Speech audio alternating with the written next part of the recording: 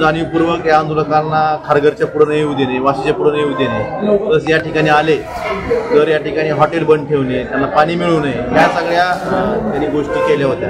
त्यामुळे काल उद्धव ठाकरे साहेबांनी आवाहन केले की मुंबईत आलेल्या एक मराठा समाजाच्या आंदोलकांची सोय शिवसेनेच्या वतीने केली पाहिजे. याचाच भाग म्हणून या शिवसेनेच्या वतीने या ठिकाणी सेंट्रल किचन चालू करण्यात आलेलं आहे आणि हे किचन हे आझाद मैदान लागूनच आहे. त्यामुळे इथं आपण आता बघतोय की या दुपारपासून सकाळी वाटप झालं, आताही आपण अन्न तयार करतोय आणि आमची एकच हे आहे की इथं आलेला मराठा आंदोलन एकही उपाशी राहायला नाही पाहिजे, ही जबाबदारी आमची आणि त्याची सोय आम्ही कुठेही लांब न करता आंदोलनाच्या ठिकाणीच आम्ही त्यांच्या जेवणाची सोय करतो. मग काय तुम्हाला काय वाटतं आंदोलनाविषयी, आपल्याला काय वाटतं? सरकारनं वाशीमध्ये जो मोर्चा आला होता आणि त्या ठिकाणी जे आश्वासन दिलं गेलं होतं त्या ठिकाणी मराठा समाजानं गुलाल लावून विजयाच्या आनंदात मराठा समाज परत गावी गेला होता. पण त्यानंतर लक्षात आलं की आपली फसवणूक झालेली आहे.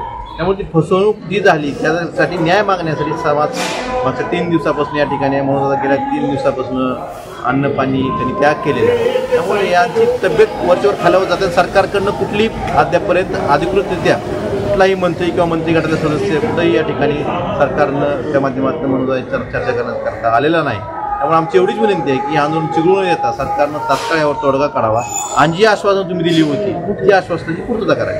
आपण काय काय सोय केली आहे या अन्नछत्रात, आपल्या अन्नछत्रात? या ठिकाणी मला तुम्हाला एवढं सांगायचं की या ठिकाणी आलेला आपल्या जिल्ह्यातला असेल किंवा जिल्ह्याबाहेरला कुठलाही मराठा आंदोलन उपाशी राहणार नाही. त्यासाठी ज्या ज्या गोष्टी करणं गरजेचं आहे ह्या गोष्टी आम्ही करणार आहोत.